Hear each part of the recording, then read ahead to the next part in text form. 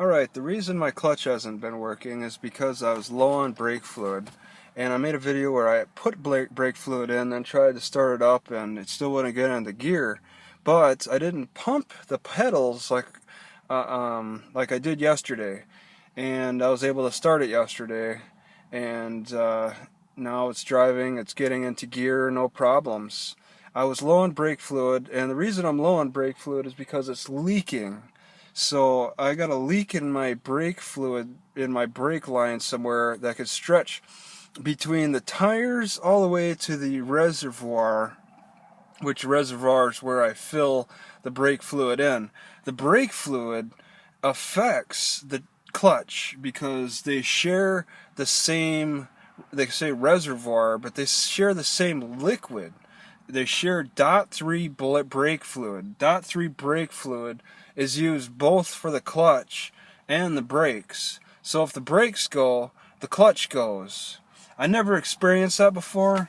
Usually when I got low on brake fluid, my dashboard like odometer would reset itself, and I'd get little trippy lights in the dashboard, and that would be it. It would be like, you know, it started when I was in California living in San Diego back in 2009 or so, 2008. I was tripped out by it. A guy suggested put brake fluid in.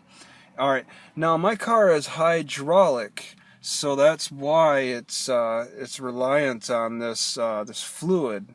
Alright, I probably could, like the auto shop manager said, bleed the clutch, bleed the clutch.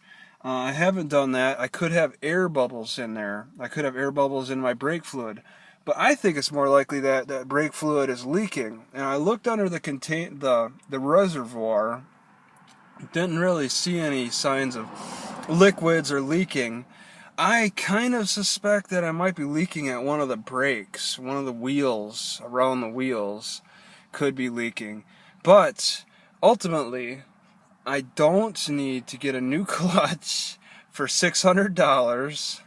Alright, that's not the problem. It's simply a liquid problem, and I'm leaking. You know, I already have electrical problems, and I think it's in the dashboard, but to follow the wire to figure out where that leak is can be a challenge. And in turn, you know, we're talking about hydraulics for the brakes, so I'd have to follow these tubes to find out where that leaking is. You got to take off all the tires and look at each one and see if there's any leaking. That's what I'd have to do, is look for signs of leaking somewhere along the brake lines that lead to the tires and to the reservoir. I think that's all where and then if it's shared by the clutch, you know, I looked. It's not leaking in on my floorboard underneath the pedals, so the leak's not there. It's not the master cylinder. It's I think it's more likely the brakes. And another thing, that when I'm low on brake fluid, another sign is that when I hit like 50 miles an hour, my car will start slowing me down. It wouldn't pick up, but it stopped doing that. It's so strange. I would have problems where I couldn't top out my speed, and that all just seemed to have stopped. And then now it's turning to my clutch and giving my clutch problems. When you're low on this brake fluid, you can get all kinds of weird symptoms that point right back to just being low on brake fluid. But you should never run out. So if you do get low, you're gonna want to look for a leak, I think, as far as I understand, as far as I'm learning this. But yeah, for hydraulics, it's a shared line between clutch and brakes. You know, the earlier versions with cables and all that, I don't have to check my cables.